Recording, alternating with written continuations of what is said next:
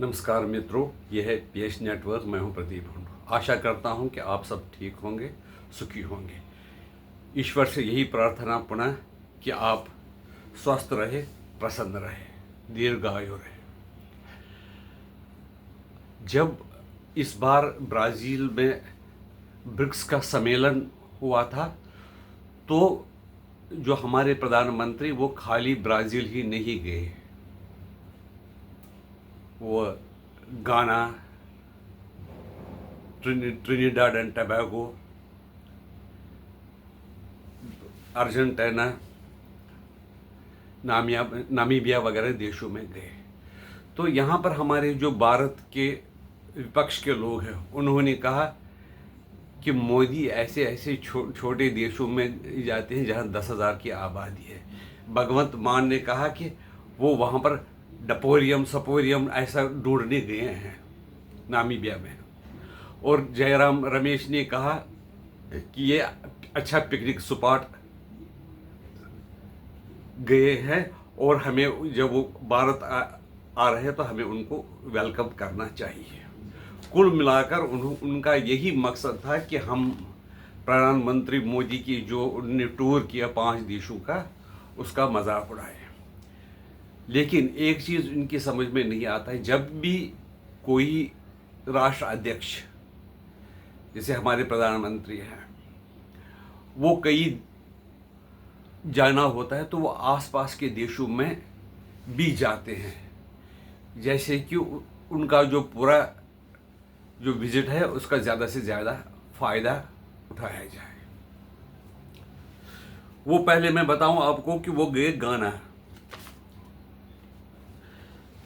गाना किस लिए फेमस है? गोल्ड,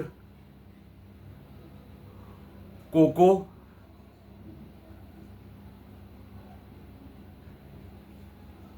और लिथियम के लिए। भारत क्या क्या करता है, उसको मशीनरी, इलेक्ट्रॉनिक्स, फार्मास्यूटिकल वगैरह के उसको एक्सपोर्ट करते हैं। उनके साथ बिजनेस बढ़ाकर जिससे कि दोनों देशों को फ़ायदा है। आप जानते होंगे कि जो रेयर अर्थ मटेरियल्स हैं, चाइना ने फैसला किया है कि वो नहीं दे रहा है, जो हमारी इंडस्ट्री के लिए बहुत ही ज़रूरी है, जैसे मैग्नेट्स, इलेक्ट्रॉनिक्स इंडस्ट्री हो, सेमीकंडक्टर हो, एयरक्राफ्ट हो, गाड़ियां हैं, उसके लिए ये मटेरियल ज़रूरी है। लेकिन चाइना इसमें परेशानी पैदा कर रहा था, इसलिए प्रधानमंत्री उसका क्या तोड़ निकालना है उसकी उनको समझ है। लेकिन पिछले जो 1980 से लेकर 2014 तक किसी शासन ने इसकी ओर ध्यान नहीं दिया। क्या कारण रहा यह मैं नहीं सकता हूँ। इंडिया ने जैसे कि $5 बिलियन अर्जेंटीना के साथ व्यापार किया, क्योंकि ये जो है अमेरिका दिन रात यही धमकियाँ देता है कि मैं 500% टैरिफ लगाऊंगा अगर आपने ये काम किया, अगर हमारे से सामान नहीं लिखे हम तो 50% टैरिफ लगाएंगे, कभी 100% टैरिफ लगा ले, यानी कुल मिलाकर वो परेशान करते हैं। तो भारत ये चाहता है कि हम वैकल्पिक तरीका निकाले, जैसे कि हम उनकी जो टैरिफ पॉलिसी से या अमेरिका और चीन जो दादागिरी करना चाहते हैं उससे बच सके।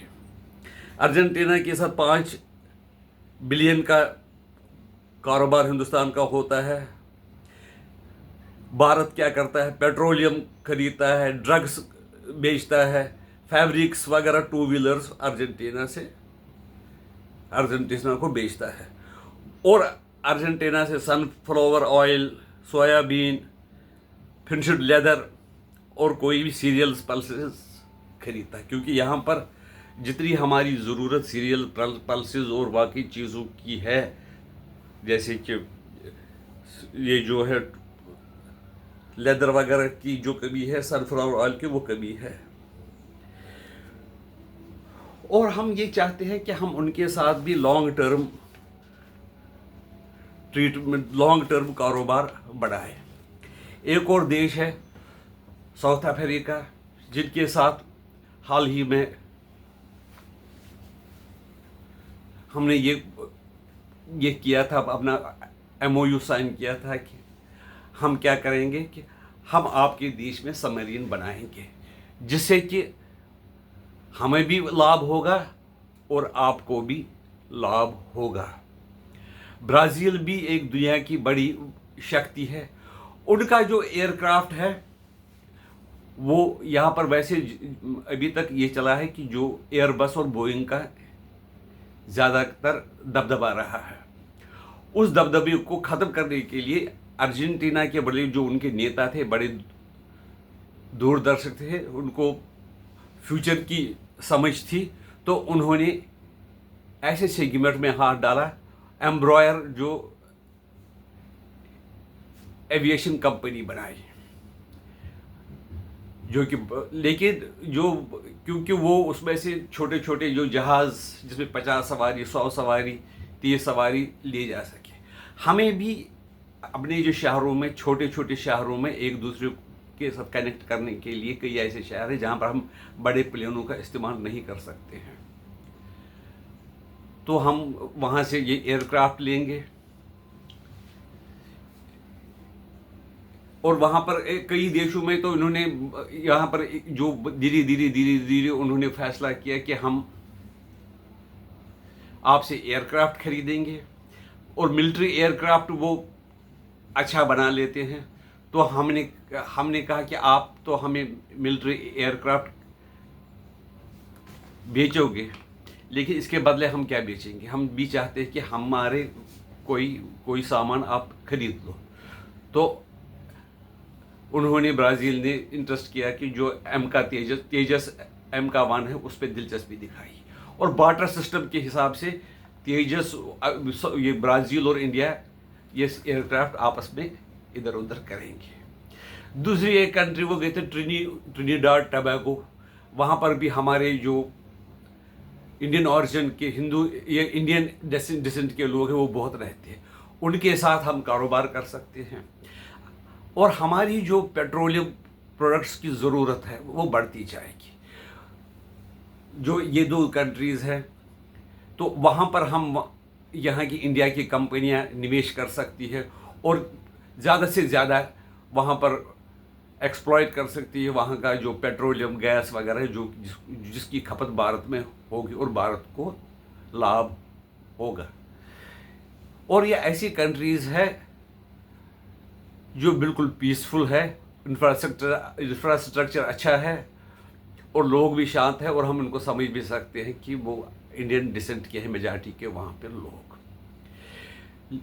अब ये जो अपोजिशन का इसमें ये कहना है कि पिकनिक पर मोदी गए हैं, या कई कहते हैं वो डिस्पोरियम ढूंढने गए हैं, ये बात बहुत ही गलत है।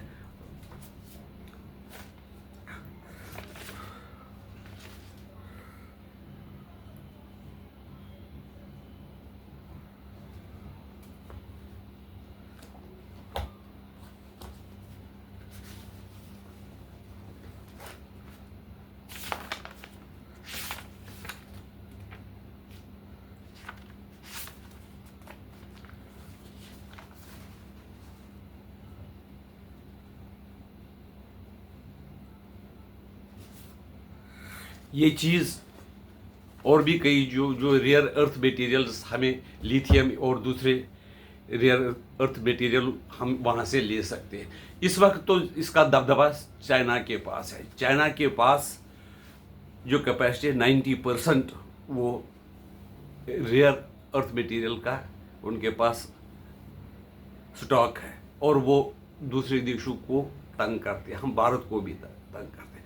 अगर हमें ये चीज़ नहीं मिले तो हमारी जो प्रोग्रेस है, हमारी इंडस्ट्री प्रोग्रेस से कमज़ोर हो जाएगी, हमारी इंडस्ट्री पीछे रहेगी। जैसे व्हीकल बनाना हो, सेमीकंडक्टर बनाने हो, यहाँ तक कि एयरक्राफ्ट बनाने में उनमें दिक्कत आएगी। इसलिए ये जो मोदी जी है वो देखते हैं कि दूसरे देशों में हमें क्या फ़ायदा मिल सकता है, तो इसलिए वो वहाँ जाते हैं, चाहे उनकी आबादी 10,000 हो या 10 लाख हो।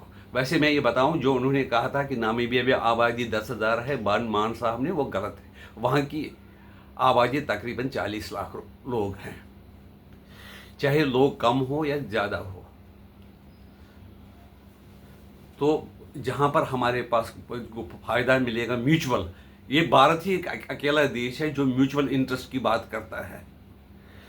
ये ऐसा नहीं कि चीन जो करता है कि बाकी कंट्रियों को लोन देकर उनको अपने जाल में फंसा देता। वैसी इंडिया की पॉलिसी नहीं रही है, न आगे भी रहेगी। वो ऐसे काम करता है जैसे कि दोनों देशों को फ़ायदा हो, और जो हम पर दबाव डालती है, हमें झुकाना चाहते हैं दूसरे देश, उससे भी इंडिया बच सकता है।